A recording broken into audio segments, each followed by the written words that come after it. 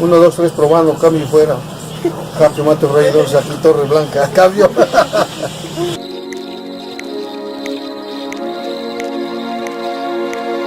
Por lo general, cuando hablamos de historia, vienen de inmediato a nuestra cabeza los nombres de aquellos hombres que con el tiempo se han inmortalizado como grandes héroes.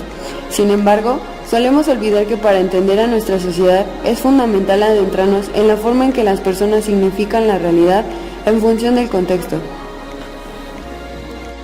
Prueba de ello es Tlatelolco, un sitio único, en cuyas paredes aún retumban los recuerdos de sucesos que calaron hondo en la historia de nuestro país y dejaron una huella imborrable en aquellos que los vivieron en carne propia.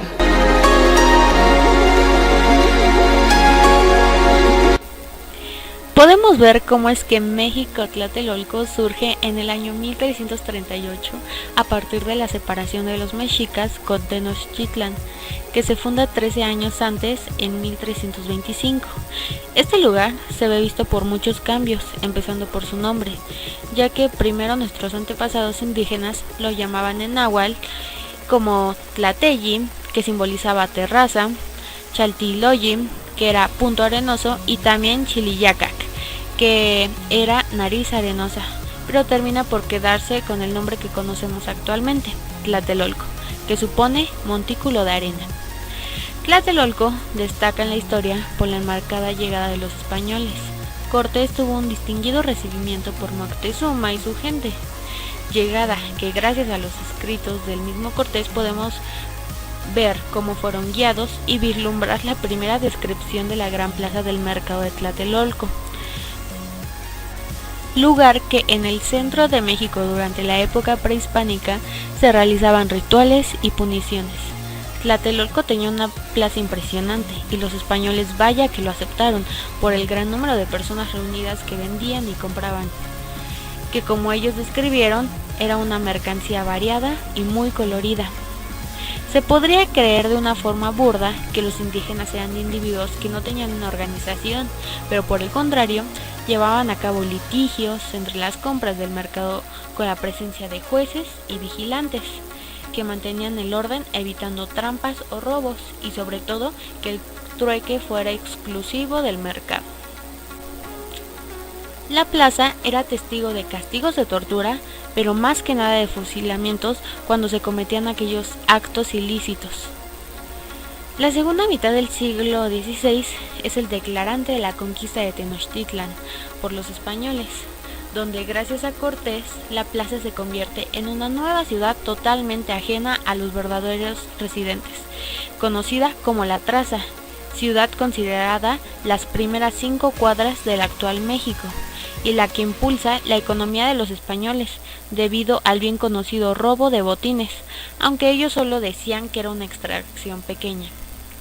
El mercado ahora se encontraba dentro de la ciudad, de la nueva ciudad, y en él transitaban indígenas, mestizos, mulatos, negros y españoles. Estos últimos eran los que gobernaban y mandaban en aquel lugar.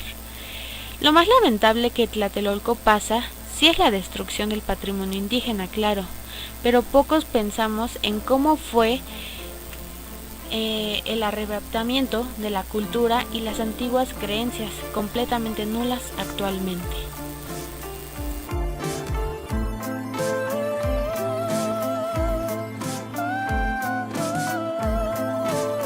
En nuestro camino nos adentramos un poco más y nos encontramos con la Plaza de las Tres Culturas. Tlatelolco fue testigo de uno de los sucesos más atroces de nuestra historia. Como bien se dice, aquel 2 de octubre no se olvida. En la explanada de la Plaza de las Tres Culturas aún se puede apreciar murales que recuerdan la matanza de 1968. Como curioso de que no solamente eran estudiantes, ya a esos niveles el movimiento pues ya concentraba padres de familia, trabajadores, vecinos de Tlatelolco, maestros, intelectuales, que le estaban brindando mucho apoyo al movimiento.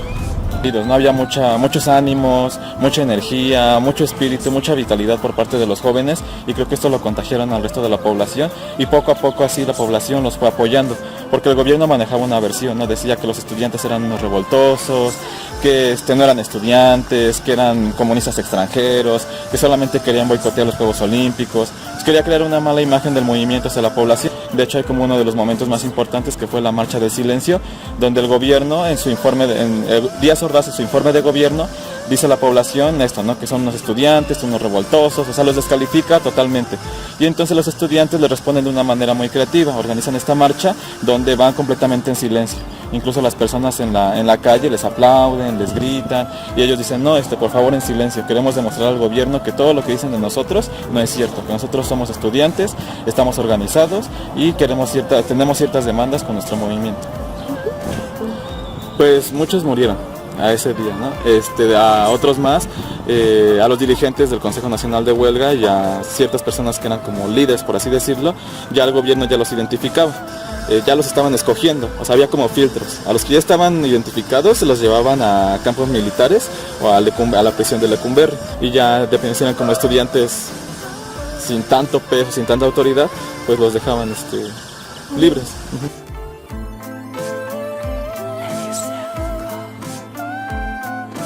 Ahora veamos cómo recuerdan los vecinos de Tlatelolco aquel día. Teníamos un amigo aquí en el Chihuahua, entonces lo veníamos a ver y nos subíamos a la terraza y desde ahí estábamos viendo. Entonces, pero el mero día no venimos, pero los días anteriores y sí había soldados afuera de la unidad. Los días anteriores se reunían los estudiantes aquí en la plaza y rodeados de soldados, pero no les hacían nada a los soldados, pero los estudiantes, que les digo estudiantes, en la plaza sí iban y les aventaban bombas molotov. Inclusive había una patrulla de policía aquí, fueron y la abrieron y le echaron bombas molotov, le abrieron el hood que se llama del motor y le echaron también bombas molotov total que incendiaron a la patrulla. El día siguiente de la balacera, sí vimos todos estos vidrios de aquí, todos rotos porque balacearon, pero vivíamos de aquel lado. Y los de este lado sí balacearon al edificio.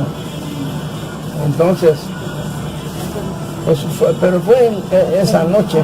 Ya al día siguiente, pues no, como dice usted, no había vestigios ahí, zapatos y cosas así. Pero yo tenía un taller de imprenta en el edificio Guelatao, que ya no existe.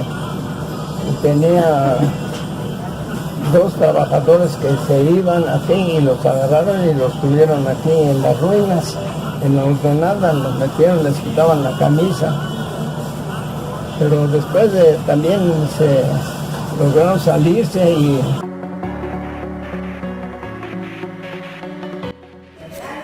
Personal estuvo en el 68 en la Plaza de las Tres Culturas y le tocó vivir ese zafarrancho que hubo ahí. Él se salvó porque se escapó por las alcantarillas y detrás de él venían varios más. El ejército, nos cuenta, se metió y hacía disparos, retumbaba muy fuerte en las alcantarillas y fueron corriendo y fueron a salir por Tepito.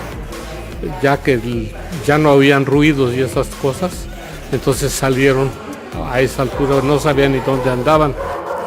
Es una persona que quedó traumada porque por varios meses no regresó a la escuela, salía y estaba nada más sentado allá que le diera el sol, bajo de peso, o sea, estaba muy impresionado.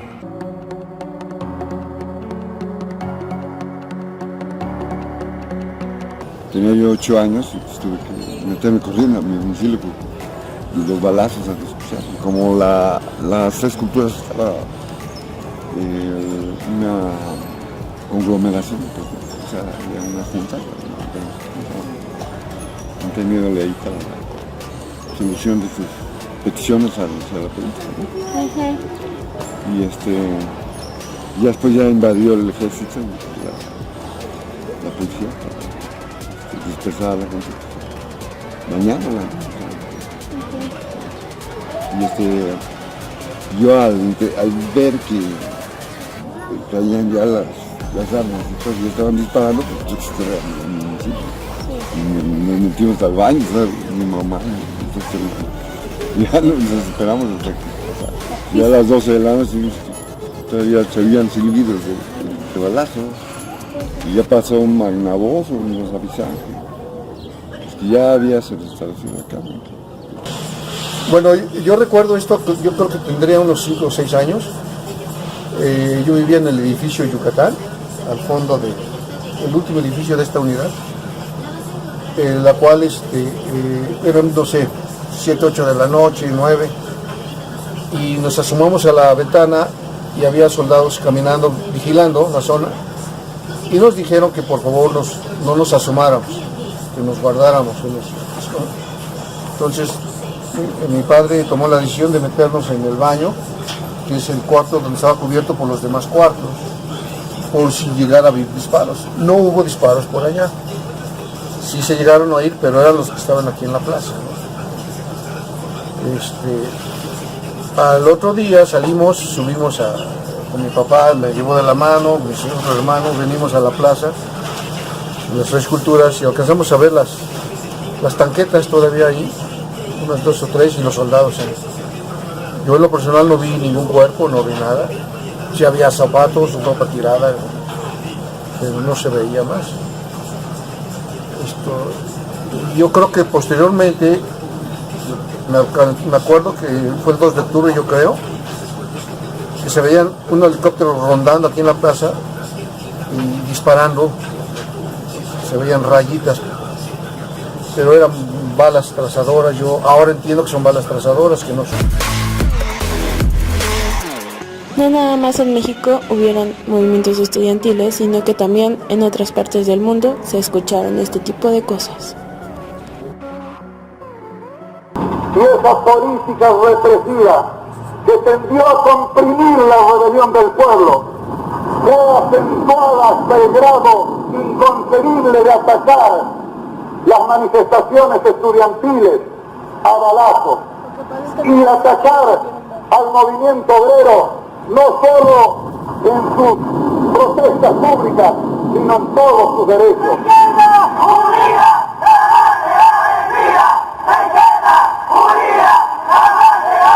We are dealing with the dialectic of liberation, actually redundant, because I believe that all dialectic is liberation, and not only liberation in an intellectual sense, but liberation involving the mind and the body, liberation involving the entire human existence.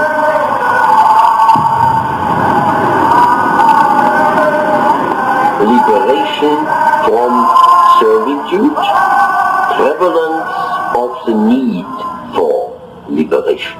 I think we have to distinguish between the need for changing intolerable conditions of existence and the need for changing the society as a whole.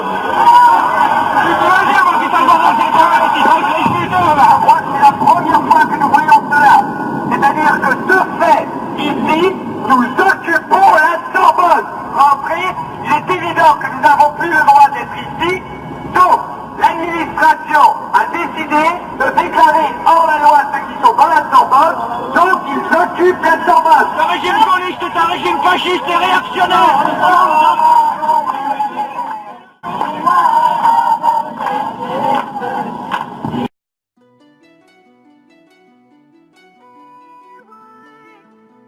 El 19 de septiembre de 1985, Tlatelolco una vez más se estremeció. Esta vez, un terremoto sacudió la Ciudad de México, generando un enorme impacto.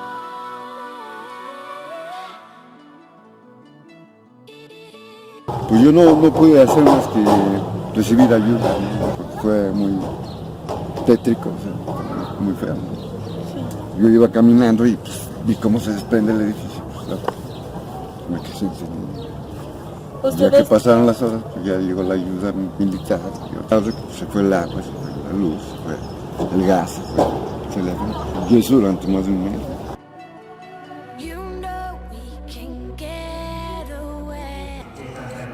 Morir, papá, no me quiero morir. Entonces lo que hice fue, nos juntamos en el marco de la cocina y la sala. Pensé que era la zona más segura, pero se sentía que el piso en cualquier momento se iba a caer, como que no se sustentaba en algo firme. Entonces cargando una de mis hijas, agarrando a otra y la otra también me agarraba. Total, ahí estuvimos, éramos mi esposa, la más pequeña, y 3 de mis hijas, o sea, en total 4 hijas. Empecé a oír cristales que se rompían y pensé, esto se está cayendo. Este se nos hizo eterno, pero dicen que duró más de 1 minuto. Entonces, pues ya se paró el sismo, mis hijas iban a ir a la escuela, ya no terminamos de darles de desayunar y nos bajamos lo más rápido que pudimos del edificio. Saliendo del edificio, vi un niño que venía de una escuela, de una secundaria, y venía con su cara blanca como pan vaso. Y le digo, oye, ¿qué te pasó? Muy asustado. Es que se cayó la escuela, señor, se cayó la escuela. Pero mi hijo ya se había ido a esa secundaria precisamente, que estaba a 2 cuadras. Entonces, pues una desesperación cuando escuché que se había caído la escuela. Ahí en el estacionamiento corrí. Mi esposa no sé de dónde salió, que también se enteró de esa noticia que se había caído la escuela. Y pues yo salí manejando, no supe ni cómo, y llegando a la escuela oí sirenas y como que no había paso, la calle medio bloqueada. Dejé el carro como pude y estaban sacando a algunos niños que lo estaban cargando, pero no vi algo así como que se hubiera derrumbado la escuela.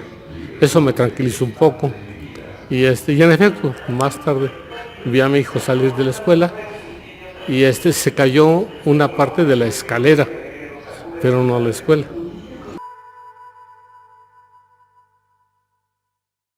Pues fue un terremoto muy fuerte, se cayó el edificio aquí en Nuevo León, se hundieron varios pisos. Una compañera que vivía en el 4º piso se aventó por la ventana del miedo y sorpresa que estaba a 50 centímetros del suelo, o sea que no le pasó nada, entre otras cosas, pero ya se cayó varios edificios, bueno, un montón de edificios. El Oaxaca después lo dinamitaron para quitarlo, que ese que estaba en la mera orilla ahí junto a Reforma y Manuel González, y varios edificios, no me acuerdo cuántos fueron, pero sí hubo mucho daño.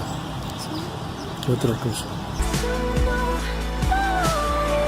Yo cuando tenía 10 años de edad sí viví el terremoto del 85, vivo en la colonia Morelos. Sí, fue de los movimientos telúricos de los más peores que ha habido en la historia de México, y también de aquí, del edificio que aquí estaba el Nuevo León. Yo vi precisamente las ruinas y también cómo demolieron los edificios, los escombros, y claro que fue algo sumamente terrible, que la verdad mucha gente de la zona de la Morelos, esta zona que perdieron sus casas, perdieron algunos sus patrimonios, la verdad fueron muchas penurias y vivieron en las zonas así, en las calles, así aledañas, mediante las famosas casas construidas de materiales como cartón o lámina, y estuvieron aguantando. Había muchas carencias, por ejemplo, la falta de energía eléctrica. Bueno, la energía eléctrica no era lo preocupante en ese entonces era la falta de agua. La verdad, también los espacios, el clima que soportando, por ejemplo, calor, frío, pues era algo realmente terrible para los habitantes, que aguantaban más de año y medio a 2 años para que les entregaran una vivienda.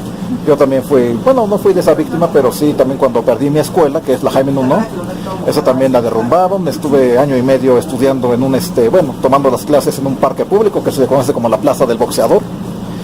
Así como que ya conocen, ahí estuve tomando las clases por ese tiempo cuando se derribó la escuela La Jaime Nuno.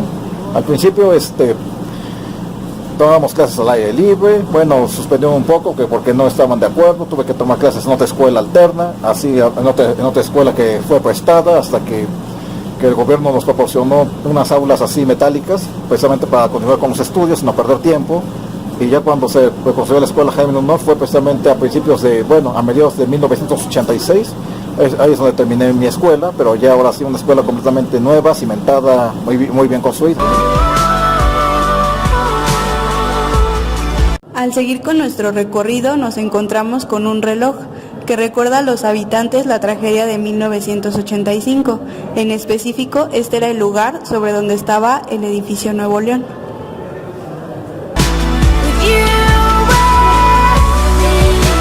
Plácido Domingo dio dinero para que hicieran a comenzar a levantar, yo creo no sé qué problemas tuvieron, pero comenzaron a hacer unas construcciones, después las tiraron. Al fin ya hicieron el jardincito y el reloj que ya ves que ya se está desbaratando todo, que quiere decir que el suelo no sirve.